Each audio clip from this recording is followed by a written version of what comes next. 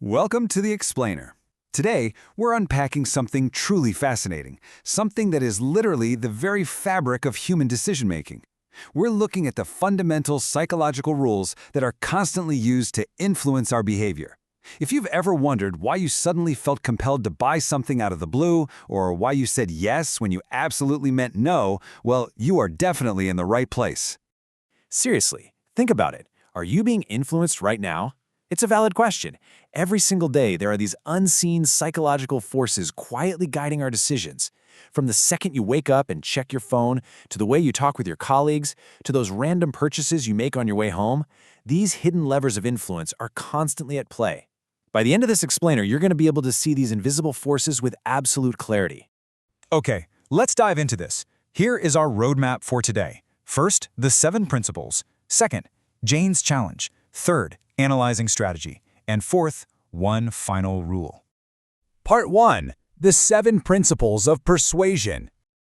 The renowned psychologist Robert Cialdini famously mapped out these rules of influence, and the first one is reciprocity. Basically, if you give something to someone, it automatically makes them way more open to your influence. It's an evolutionary thing. Humans possess this deep-seated, intense discomfort with social debt. Because we're wired to cooperate, when we receive a gift or a favor, we feel this strong, almost physical urge to return it, just to clear the slate.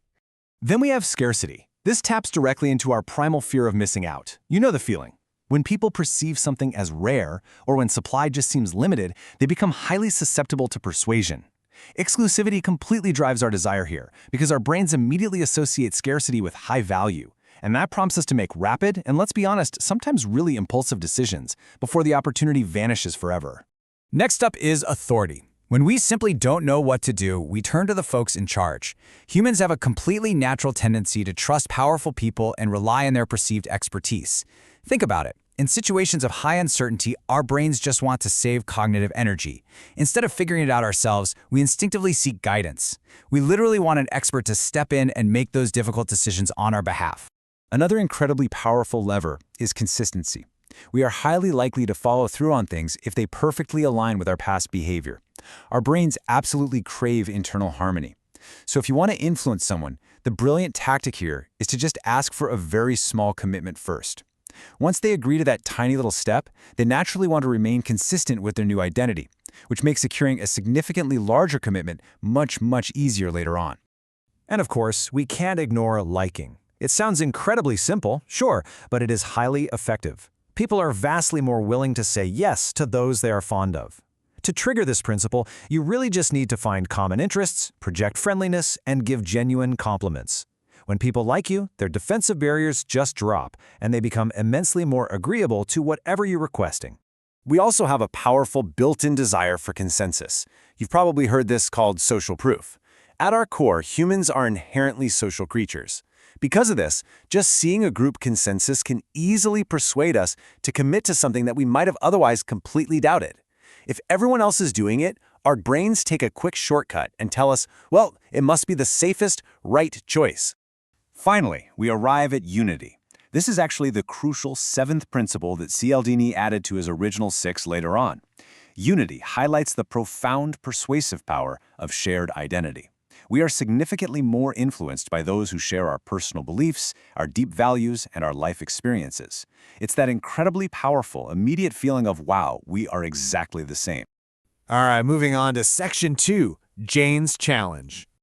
Meet Jane. She's a super sharp young entrepreneur who learned about these exact principles and decided to use them to establish a highly successful lemonade business. Here's her timeline. Day 1, pitching for funding.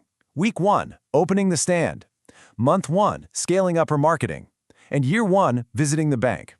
Now your challenge is to play detective. I want you to spot the psychological rules she's using and exactly when she deploys them. So pay close attention here.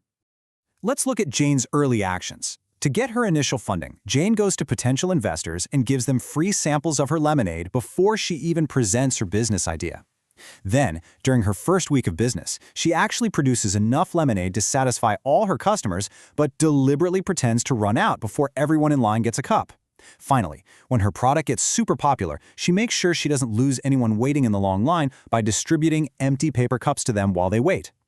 As her business grows, Jane scales her marketing. She starts showcasing her top customers and encouraging positive reviews. She invites key opinion leaders to the shop and even hosts a local band to play on Sundays. But despite all this success, when Jane goes to open a commercial savings account, the bank actually laughs at her. So what does she do? She partners up with her supplier to appear more trustworthy to the bank. Finally, to ensure long-term loyalty despite rising competition, she actively listens to her customers and shows a deep, genuine interest in her local community. Okay, I'm going to hit pause on the narrative right here. Which principles did Jane use? Think back to the psychological rules we just covered. Reciprocity, scarcity, authority, consistency, liking, consensus, and unity. Could you spot them hiding inside her business strategies? Well, let's find out together. So the crucial point is, Section 3, Analyzing Strategy. Let's map these theories directly onto her actions. Look at her very first move. Giving free samples to potential investors was a textbook application of reciprocity. By giving them a small gift up front, those investors suddenly felt a twinge of social debt. They instinctively felt obligated to return the favor, making them vastly more likely to sit down and actually hear out her business pitch. Next, let's analyze week 1. Her tactic of pretending to run out of lemonade triggered the principle of scarcity.